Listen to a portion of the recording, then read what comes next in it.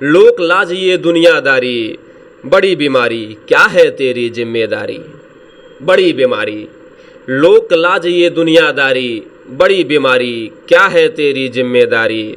बड़ी बीमारी, दुश्मन अनगिन हो जाए चल सकता है, दुश्मन अनगिन हो जाए चल सकता है, बेईमानों से रिश्तेदारी।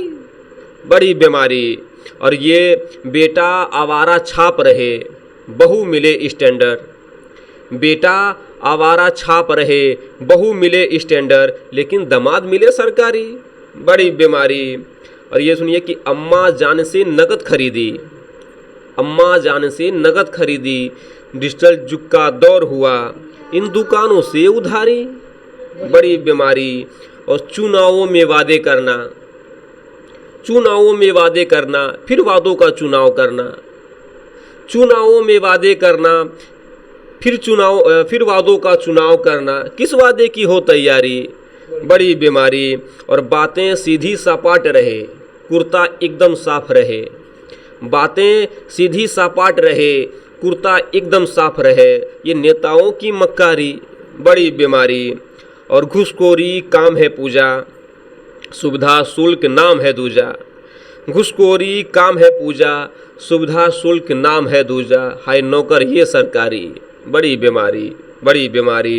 ये सुनिए कि इस समय लगभग गर्मी का मौसम चल रहा है, और एक समस्या और आ गई है अपने वहाँ जो है कि ये स्मार्ट मीटर के रूप में समस्या है। बहुत सारे लोग इसका विरोध भी कर रहे हैं। हाँ, बिजली बिल ज़्यादा आ रहा है, बिजली, हाँ नहीं, ये मेरा खुद का जो है, हमने भी पिछले कुछ दिनों पहले ये लगा है, और हमने देख लिया कि वास्तव में जो है जो स्मार्ट मीटर लगा हुआ है उसमें जो है कि जो यूनिट है वो काफ़ी स्पीड से बढ़ रही है, कुछ समस्या है, समस्या है उसमें।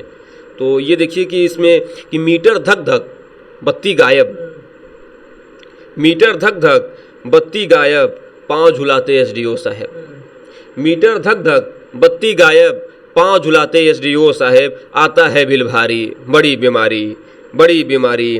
और ये देखिए कि हम यहाँ ये कहना चाहेंगे कि यहाँ कोई भी सरकारी कर्मचारी, नेता, पत्रकार, वकील या जो लोग थोड़े से ऊंचे पोस्ट पे हैं वो लोग हमारी बात का पूरा ना मानेंगे। ये कहेंगे कि दिन को रात लिखने वाले, दिन को रात लिखने वाले हैं पैसों पे बिकने वाले, दिन को रात लिखने वाले हैं पैसों पे बिकने वाले, ये पत्रकार दरबारी। बड़ी बीमारी, बड़ी बीमारी। आज देखा जाए तो बहुत सारे पत्रकार हैं जो दरबारी कभी हो गए हैं। हाँ बिल्कुल, बहुत सारा हो गए हैं, लेकिन कोई अपने पर ये ना ले, सब लोग जो सुने इसको, जो अगर पत्रकार, नेता, वकील अगर कोई सुनता है वो अपने आप को ये समझ के सुने कि मैं जो इस ब्रह्मांड का सर्वश्रेष्ठ इंसान हूँ, मुझे अंदर कोई कमी नहीं है। आगे सुनिए कि पैसा लेकर गाली देते, देखिए ये सत्यता है अपने उत्तर प्रदेश पुलिस का, बाकी का हम नहीं जानते हैं कि ये कि पैसा लेकर गाली देते, गाली देकर पैसा लेते, पैसा लेकर गाली देते और गाली देकर पैसा लेते, ये यूपीपी के अवतारी। बड़ी बीमारी, बड़ी बीमारी। और ये सुनिए कि सच को झूठ करने वाले, सच को झूठ करने वाले, गीता कुरान धरने वाले, सच को झूठ करने वाले, गीता कुरान धरने वाले, ये काले कोट की कलाकारी।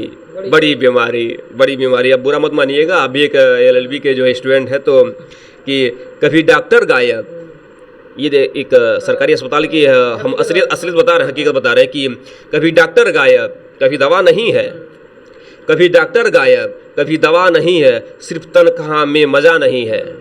कभी डॉक्टर गायब, कभी दवा नहीं है, सिर्फ तनख्वाह में मज़ा नहीं है, हाई अस्पताल सरकारी।